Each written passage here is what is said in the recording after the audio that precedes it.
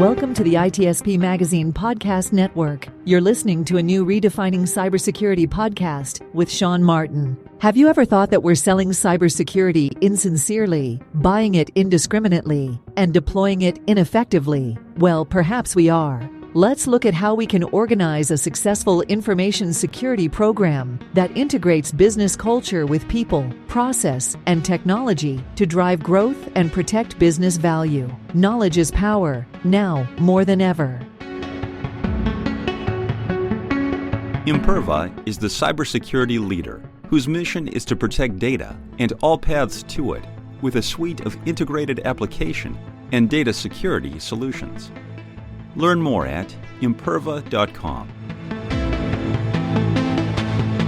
Pantera, the leader in automation security validation, allows organizations to continuously test the integrity of all cybersecurity layers by emulating real-world attacks at scale to pinpoint the exploitable vulnerabilities and prioritize remediation towards business impact.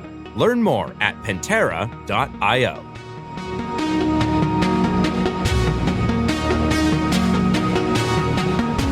Everybody, this is Sean Martin. You're very welcome to a new episode of Redefining Cybersecurity here on ITSP Magazine Podcast Network.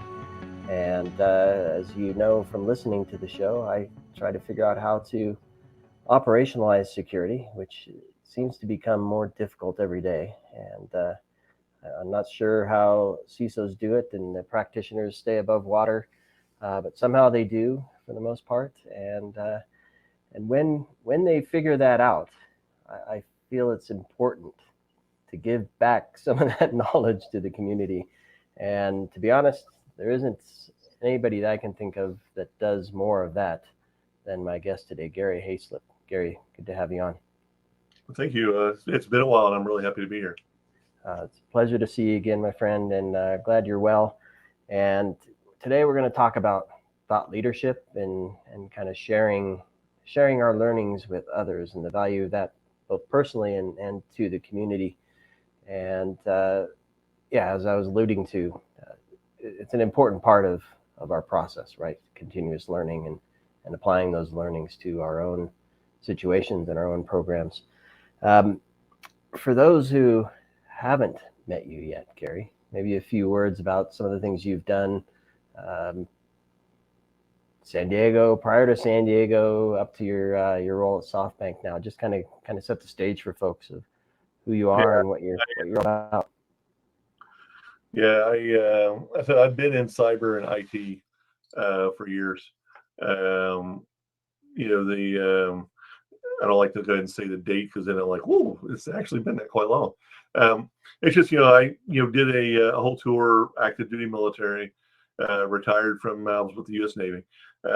Retired from the Navy, worked for the federal government for a number of years, as a CISO for the U.S. Navy. And then, was the first CISO for the city of San Diego, and which was really interesting. Massive city, smart city projects. I think that's where I met you, Sean, for the first time when I was there. And then I decided to go ahead and do something different and jump in the private industry. And so for a number of years, I was the CISO for WebRoot Software. And so that gave me a chance to see what it was like to work with sales and marketing and the product teams and still run cybersecurity and do, IT as well. And then, the company got acquired, so first time to actually see what it was like to get acquired and go through the acquisition and, and to help with all of that. And as that wrapped up, SoftBank, the Vision Fund, was picking up steam, and they were growing exponentially from 50 people to 500 people in less than 12 months. And they needed a CISO, and the new CIO that they had hired was looking for somebody like me that could do 4 or 5 different types of jobs, and somebody that wasn't afraid to, get involved with startups and work with audit and build a security team. And he had a whole really interesting idea of going 100% SaaS, nothing on-prem. And, and I was intrigued to how I would build a security stack for that and be able to manage the risk. And that was about 4.5 years ago. It's been a fun ride. It's been really, really interesting.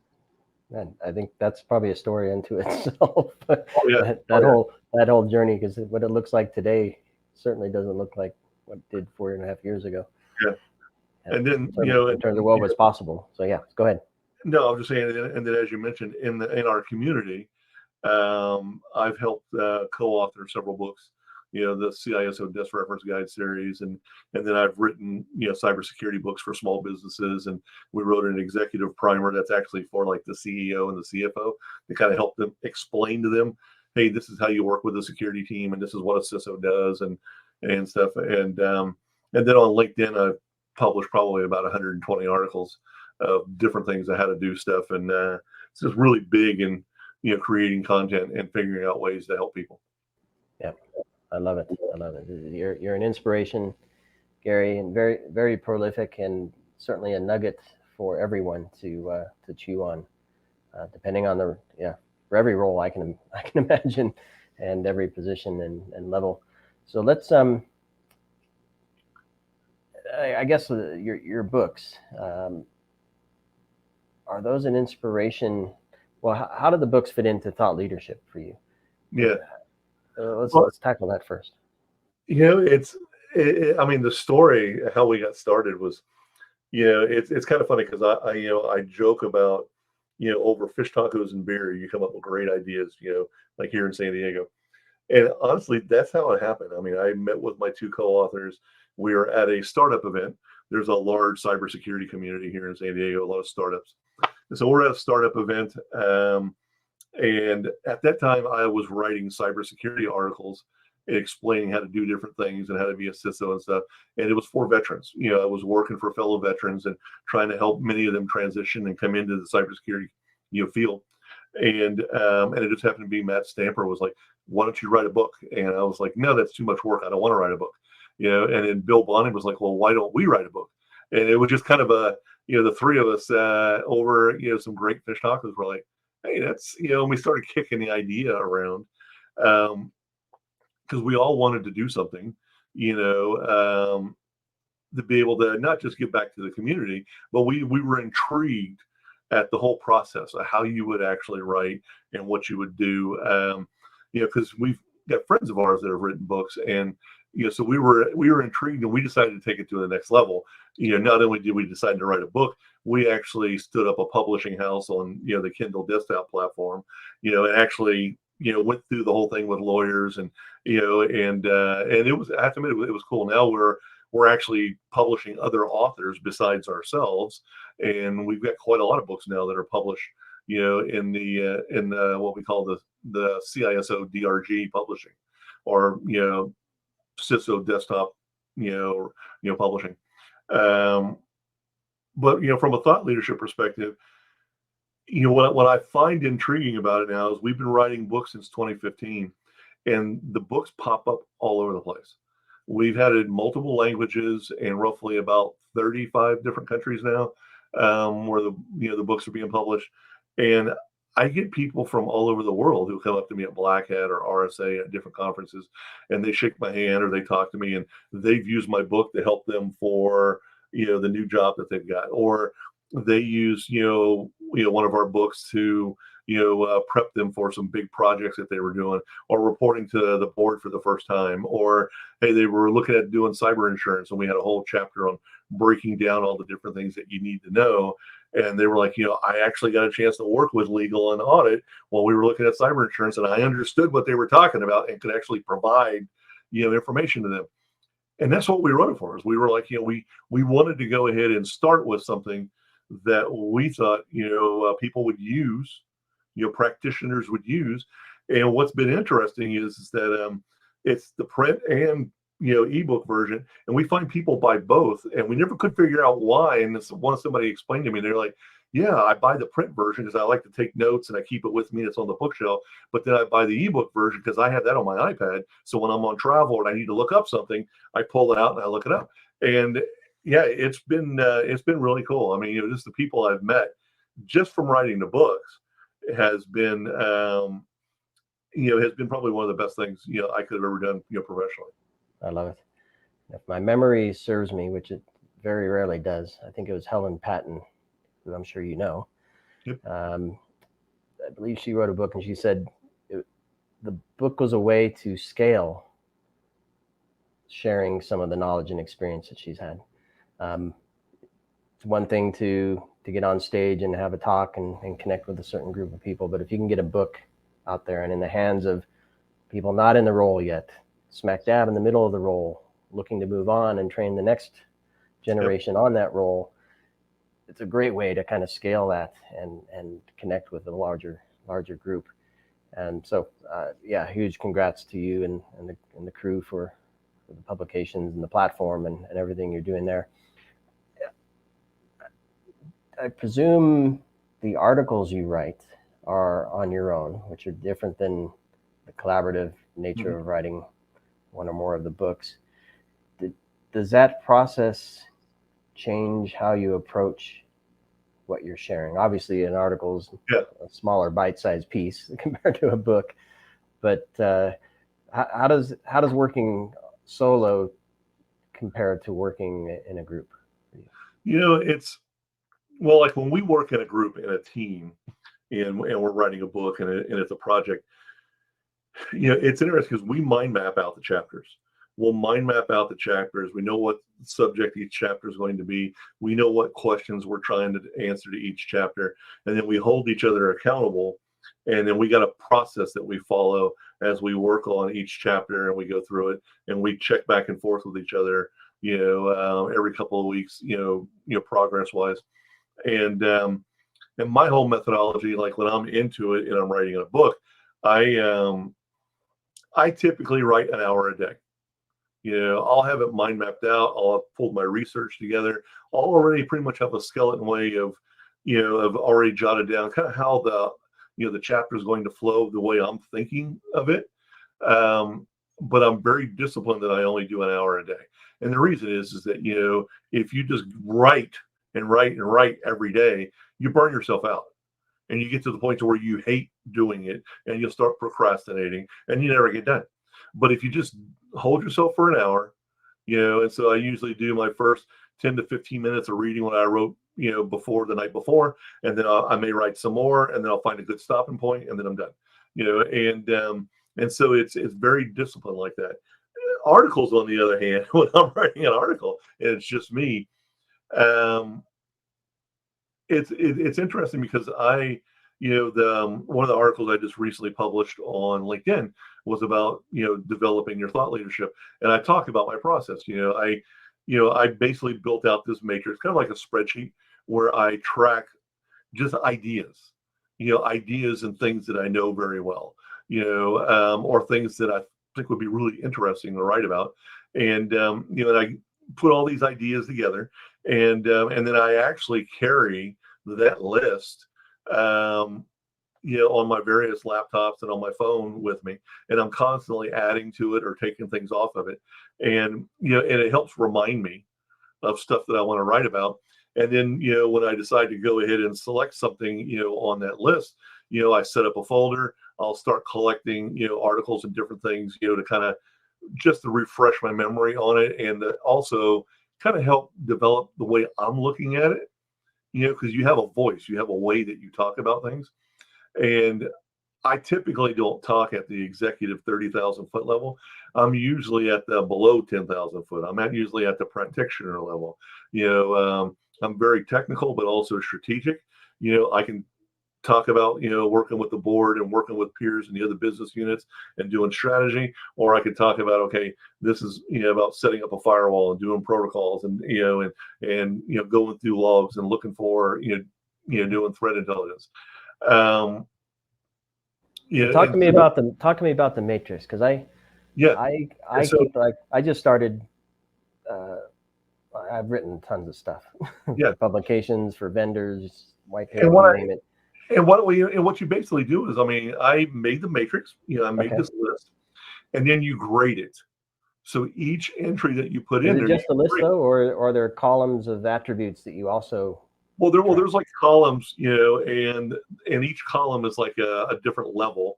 Like if it's a level 1, it's something that I'm kind of interested in. I'm not comfortable with it yet because I don't know enough, and I need to do some more research. If I grade it 1 through 5. If it's a 5, if I grade it as a 5, and I'm filling in column number 5, I could speak about it for hours. I'm very comfortable with the subject. I don't mind doing a keynote on it, or going ahead and writing an article, or helping. You know what I'm saying? So it's 1 through there, 1 through 5, and then what I do is, and 3 being kind of in the middle, where I know enough about it, I can speak intelligently about it. I know some research that I can pull down for it real quick, but I probably need to update myself on it just because of what's current. So anything that's 3 to 5 range, after I've gone ahead and I've go through my whole list and I grade it, and the grades will change over time. But anything that's between 3 to 5 is what I focus on. So I may have the full list, and then the next tab is the 3 to 5. And then from the 3 to 5, I go ahead and a lot of times I'll low hanging fruit. I'll look at the 5s that I can quickly go ahead and talk about, and that I've got research on, or that I know is current, and I know friends like Chris Roberts and people or Alan Alford, people that are doing stuff already. I can just talk to them real quick, and I'll write, and I'll go ahead and I'll talk about it. But you kind of build this matrix, and the big thing is that you're continually looking at it. And then I carry an app on my phone where I'll take notes, or I'll take different ideas that'll come up in my head, that I'll add to the list. Or there'll be times where I'm like, hey, this subject was pretty cool, but it's been superseded by other things, and I don't think I could really do well talking about that, and I'll remove it from the list. But what it does is it builds you a place where you can kind of concentrate your thoughts, and so that you can think about which things do you feel you would be comfortable writing and speaking about. And then with that, you can start doing research, you can start collecting things, and start putting together, an article, or, start putting together a slide deck or a speech. Yeah. But does it have to be, so level of comfort for sure, level of interest for sure. Does it have to bubble up to the level of passion, or can something else draw it from the list and say, this is just such a hot topic, or I've heard this 10 times in the last 5 meetings. I need to write about this now, even though I'm not really passionate, but it's an important piece. I actually will flag those that I'm passionate about, because I find sometimes you can be very passionate talking about something, and people will overlook the fact that you don't know enough. But which is kind of funny. I think that's all of my stuff. But I mean, I do think you have to have some level of passion. Just talking about something because everybody else is talking about it, you're just squawking. You got to do something that you like, that you enjoy, that you know what I'm saying, that is part of you. I mean, for me, when I write and I create something and I'm putting it in the community, I'm doing it because I like doing this and I want to help. Rick McElroy and I had I think the last time we actually all got together was in 2019 at RSA, when we did that whole speech about why the CISO role sucked and what you needed to do to fix it and stuff like that. But one of the things that we had talked about was leaving a legacy of writing and speaking and doing things with a passion, with a purpose, for the community, that go ahead and bring people up, that go ahead and help it grow. And I mean, you could do stuff without a passion, but why? I mean, life is so short. I'd rather do it because it's something I love doing, and there's a purpose behind it. And I feel that the other side of the coin, the recipient of the outcomes of that work, benefit better. I think they'll recognize and feel that you lived through something, or you experienced something, or you have a particular position or view on something that really comes through, that they can then resonate with. Right? Yeah. And I think that's the big thing, is that when you write something, you really want them to be able to have the context of how it fits within their story, within the path that they're on, so that they can, be better and do something with it and help them, and it's something that really drives me. So let's talk a bit about that. So finding a way to actually express, so taking it from the list and expressing your views in a way that fulfills your desire to share, but then also fulfills the recipient's or the reader's desire to learn. Talk us through that. Well, I mean, and some of the things I talk about is, you create your matrix or your list, you go ahead and you grade it, you balance out those areas that you think you're going to be good, that you feel comfortable with writing or speaking about. Now, to speak, if you've never really gone ahead and been in front of people and talked with people and stuff like that, what I recommend, honestly, for me starting out was I did a lot of stuff for ISSA and ISACA and a lot of the local, chapters, in my area. A lot of the people, you're comfortable with them. You can talk about a subject. You can test out, a PowerPoint or, basically you can test out a slide deck and a speech that, a subject that you want to talk about, and take their feedback and everything. And once you're comfortable, make the tweak, make the adjustments, and then try to move up, and go to, maybe you're going to do B-sides, or maybe you want to apply for Black Hat or RSA, or there's so many different conferences now that you can go ahead and apply for. So I typically talk about keeping it small, keeping local chapters first, kind of developing your style, developing your slide deck, developing your topic, feel comfortable with it, and then start applying for different conferences to go ahead and get a chance to talk. And you'd be surprised, there's a lot of times they're looking for people, who are unknown or who are coming in with, new topics. And, so that was the way I did it. Was I kind of started that way, and then I grew into that, and I found it was very effective.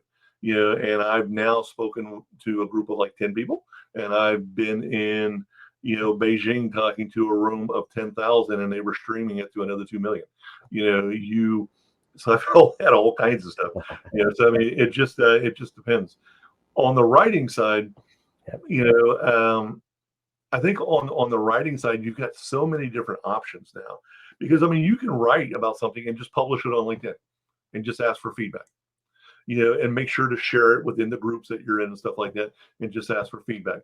You can decide to just go ahead and set up your own page up on Medium, or, a lot of, blog sites like that, and just start, posting there, and reach out to your friends, say, hey, read this, let me know what you think, can you share it? I've done both of those. I've used both platforms. There's people that like to go ahead and write stuff, and then they share it on Twitter or X or whatever the hell Elon's calling it today, or they go ahead and they get in the podcast like yourself. The number of cyber podcasts, I think, is like increased 300% over the last 5 years. Just people want to be able to talk about, different subjects. My thing is that there's so many different mediums out there that are available now. You can start with something small and then go ahead and jump from that. I mean, I started writing and started publishing it, on LinkedIn, and started putting it up on Medium, and then I've started publishing on Forbes, and and I've submitted stuff to the Wall Street Journal and to other magazines and stuff like that as well. So I mean, you start small, you start growing, you ask for feedback, you adjust, and again, that passion, that knowledge, you keep educating yourself, and that's another thing I explain to people, is that once you create your matrix and you got your subjects and you're starting to write and starting to speak about it, it's a continuous process. It's a continuous process of adding things to it. It's a continuous process of educating yourself on those that you were speaking about and creating content on. It's a continuous process of looking for places and platforms to share, to grow your audience, to grow, people that follow you, to just, for me to go ahead and, push it out there and help people. And what you'll find is a lot of people will just set up their own personal website and put links to all of their stuff, or they may go ahead and use something like Medium or one of these other different, sites as their core area where they post everything, and then they just share off of that site to LinkedIn, or they share off of that site to Facebook or Twitter, or wherever they're sharing to. Yeah. But that's and that's the way I kind of look at it, is you start small. Start with your community, the core group of people that you work with, that you associate with, that you go to conferences, you do things with. Have them read your content, take their feedback, and then adjust accordingly. So, thought leadership has the word leader in it. I'm going to say a few things here, so follow me. I like to do this. To be a thought leader doesn't mean you have to be a leader. You don't have to be in an executive level role or even leading a team. It can be that you're aware of certain things and passionate about certain things, and you want to share your thoughts on them. Yeah. Or even just share that you might have unanswered questions about a topic and you're seeking advice. So I guess the first point I want to make, and I want to get your thoughts on all this as I string them together, is the idea of what is a thought leader. And then in your LinkedIn article, which was the inspiration for this chat, by the way, you talk about qualities of thought leadership. So maybe if you can kind of connect those two, what does one need to be? What qualities do they or should they possess to begin sharing thought leadership in whatever form? I think we spend a lot of time on writing, but it could be a presentation, it could be a webinar, it could be a speech at a conference, whatever it might be. Yeah, I need to look up my article now just to remember what I wrote. I guess for me, it says passionate as I relook at it myself. And the thing is that I don't really look at it as leadership, as more mentorship, really is what it is. Because there are people that use this and they turn this into a different career, and they turn this into, hey, I'm going to quit being a CISO and instead I'm going to do this. And I have a passion for this and I like helping people, and they turn it into their second job. And I don't, if people are able to do that, I don't have a problem with that, because, they're helping the community and they're doing something that they love and they're not hurting anybody. I mean, I think it's really cool that people who've been able to do that. I still like being a practitioner and working in the community and working with my teams and stuff. But, I look at the fact that it's, thought leadership is more like thought mentorship in a way, or subject mentorship, or, kind of like a servant leader or a mentor. And, some of the qualities I look at is like I said, was that, one of the things I talk about is you need to have a passion about the subject. And, you need to have humility, because you're never really going to know everything. And there are times when you're going to make mistakes. There are times where other people are going to have opposing opinions, and you can still learn from it. I've had times before where I've had people, when I ask, when they comment and they respond to my my articles and my content that I have on LinkedIn and everything, I'll tell them, I beg to differ. I look at it this way. I get which way you're coming from and but I still look at it this way, and I honestly think that, and what I'm saying, but you have to be humble, be willing to listen to other people, and learn, and continuously learn and grow as a person. So even if you are like myself, I'm hitting 200,000 followers on LinkedIn. To me, that is a blessing. It's been amazing, the people that I've met and how this has happened, over the last 15 years. And there isn't a day that I don't think that, I'm blessed to have that, and that people, read my content, and I mentor and I talk with people out of the blue, and, and I help startups, and I work with companies, and I serve on boards, and everything. And much of that is tied into writing and speaking and being active in the community, and so for me, the thought leadership piece, I guess, is that, don't look at it as, I'm going to go ahead and be this and people are going to listen to me. No, think about it as, I've got something to talk about. I like this subject really well. And I think the content or what I'm able to put together is going to help people, or it's going to provide more input, to the subject within our community to help the community as a whole. And that's really what it should be. And now if you, get hired into a new job because of, the thought mentorship that you put together, more power to you. Awesome. If it turns into another new revenue stream, and your husband and wife are stoked that you're bringing in extra money, hey, more power to you. I'm not barking about that at all. My thing though is that you should be, again, to me, it's a mentorship thing. How are you making the community better? How are you helping people? And hopefully in the process, you are also helping yourself.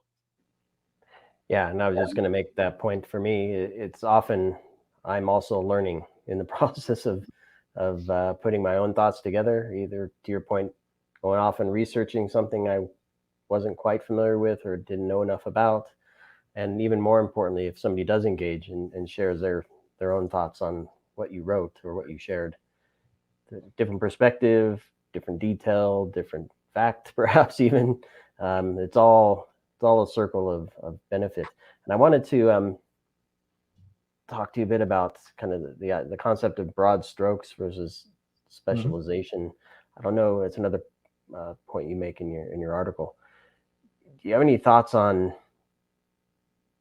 Maybe it's just driven by different people and what they're trying to accomplish, but is it better to specialize or better to have a broad stroke, master of all trades, jack of all trades, master of none? What are your thoughts on that?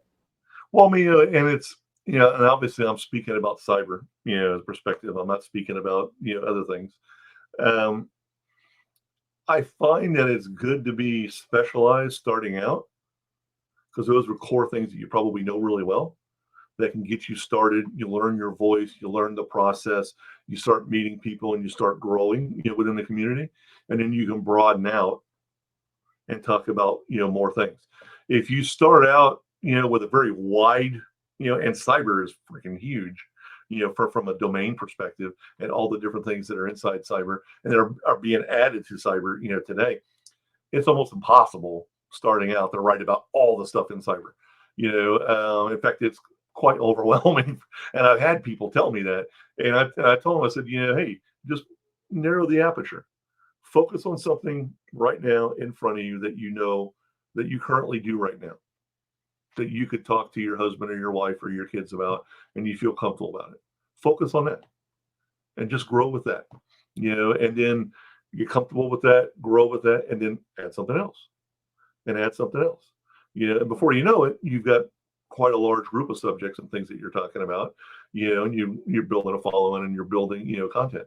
But, it's okay to start small. And I explain that to people, not just in cyber. I mean, maybe you're talking about IT, or maybe you're talking about robotics or stuff like that. It's good to go ahead and start small and get your feet wet and get started, and kind of develop, and you may get into it and realize, I really like talking about this over here. I'm going to go talk about gaming. I'm all into, I play Daisy and World of Warcraft and blah, blah, blah. I want to go talk about that, and then maybe I'll, every once in a while I'll talk about security or, factor something else in there. But, I want to talk about gaming. You start in one area, gets, kind of small, build it up, get comfortable with it. And then you start thinking, with that matrix that you've built, what else do I want to add? What else do I want to add? Is the way I kind of look at it. I was actually going to ask if you had any advice for people getting started. Do you remember what your first share was? Was it written? Was it at a small conference? Do you remember? It was actually written, and the article was, "So You Want to Be a CISO?" And it was actually a joke, talking with Rick Howard and a bunch of people, and it was like, and it was kind of a joke. We got to talking, and this was back in 2012, 2013 timeframe. And basically what it comes down to is, some people were talking about the CISO role. It was starting to pop up more people were, getting involved in it. And there was chatter that was going on about it. RSA was just starting to talk about it. And so I wrote this article about, so you want to be a CISO. I broke it down into 5 domains and kind of walked you through, if you're accepting your first CISO job, here's how to do it. And here's, kind of the 5 domains or core areas you need to think about. I built a whole mind map on it and kind of broke it down. That got me invited to RSA to share a stage with Rick and a couple people. And we presented, and there was probably like 3,000 or 4,000 people in the room, and it was fun. I mean, and that's where I got bit by the bug, and I was like, whoa, this is cool, and, but that was the first one, and honestly, and that article, when I first wrote it, it was actually for the Department of Defense. It was for, people in the military and people that were, transitioning and coming into the civilian community. And I was talking about the CISO role. And, and I basically broadened, again, started small, and I started broadening and started looking at private industry. And then I took that article down, and each of those 5 subjects became a whole separate article in itself, where I explored that section of the mind map and broke through all the different things. And then that article eventually became the 30, 60, 90-day plan, which is another article that I got a set of mind maps for. But it was, that's what I'm saying is that, but that was the first one. And it was something that I knew very well. I was in my third role as a CISO. I could speak about it. I'd been already, and I'd been a CIO twice as well. And so I, walked through what it's like to go ahead and get started in something I could easily speak about in my sleep. I kept it small, just focused on that area, and then later branched out. I love it. Well, I've written a ton for SC Magazine and Dark Reading and CIO, CSO magazines in the past, looking at market trends and tech trends and all kinds of things. But my first article for me was not cyber, funny enough. And it was all about looking at the world of virtual reality and this philosophical idea that the true reality would become more sought after in the virtual world that I feel we're going to end up in. That's going to be a common denominator world that's going to be boring. But I digress. But anyways, that was my first real article. But yeah, I mean, and it's interesting. You have articles that are kind of like almost opposite of what you do or what you work that do really well. I mean, I wrote one on recruiting, and it was just a rant about how the whole recruiting process was screwed up. And when I posted it on LinkedIn, it exploded, to the point where I had to go ahead and shut down comments because I had like almost 2 million people over, a month period had jumped on that thing. And it was just cruel. Like I'd say 95% negative. People were not happy with the whole recruiting process, and this was back in like 2018, 2019. I don't think it's gotten any better since then. But it was just like, and it was something totally outside of what I normally talk about, in cyber. And I have found some skills talking about soft skills, just talking about things that you need to do, how to be able to work with people and how to be able to, or how to troubleshoot and solve problems. Not technical at all, but it's more of how you just, work with other carbon-based life forms. And I find some of those articles actually work really well, because people are always trying to figure out, where do I fit? How can I do good? How do I work with this person? How do I solve this problem? Yeah. I think as humans, we're hungry for a lot of things, not just technology. Certainly as cyber professionals, we like the tech. Oh yeah. And some of us, like me, I like the process, but ultimately we're humans. We have to work with each other. And so understanding that too, and how we tick and how we stay safe and healthy. I know we talked about that, and Rick's talked about that a lot as well. Oh yeah. So huge part of it. So I'm glad to hear that you enjoy those concepts too, those topics. So Gary, fabulous chatting with you. I have tons of things on my mind. I think directions we could go, but I think we'll leave it here. I'm going to link to your article on LinkedIn. That was the inspiration for this. So people can read through that and pick up more nuggets from that particular piece. And of course, I would encourage everybody to let's boost it up above 200,000. I'm honored to be one of those, by the way. But more people follow you and engage with your content there, that would be fantastic. And if they get a chance to visit you at a conference, that's a treat as well. So hopefully folks get to do that, and hopefully I get to see it at one soon. Yeah, we definitely need to be able to get together and talk more. I'm going to go right back to the beginning. Fish tacos and beer. I was set right then. I've had them in San Diego and Newport and Laguna, and productivity soars when you have fish tacos and beer. That's for sure. Oh yeah, definitely come up with a lot of ideas. Exactly. All right, Gary. Well, thanks a million for joining me again. I'm thrilled to have you back on the show, and thanks everybody for listening and watching, and hopefully you enjoy this conversation and everything that Gary does. And of course, please share, subscribe, and do so for Gary. And stay tuned for more in here on Redefining Cybersecurity here on ITSP Magazine. Thanks, everybody. Thank you. Pantera, the leader in automation security validation, allows organizations to continuously test the integrity of all cybersecurity layers by emulating real-world attacks at scale to pinpoint the exploitable vulnerabilities and prioritize remediation towards business impact. Learn more at Pantera.io. Imperva is the cybersecurity leader whose mission is to protect data and all paths to it with a suite of integrated application and data security solutions. Learn more at imperva.com. We hope you enjoyed this episode of Redefining Cybersecurity with Sean Martin, part of the ITSP Magazine Podcast Network. If you learned something new and this conversation made you think, then share this show and itspmagazine.com with your friends, family, and colleagues. If you represent a company and wish to connect your brand with our conversations, you can sponsor one or more of our podcast channels. We hope you will come back for more stories and follow us on our journey. You can always find us at the intersection of technology, cybersecurity, and society.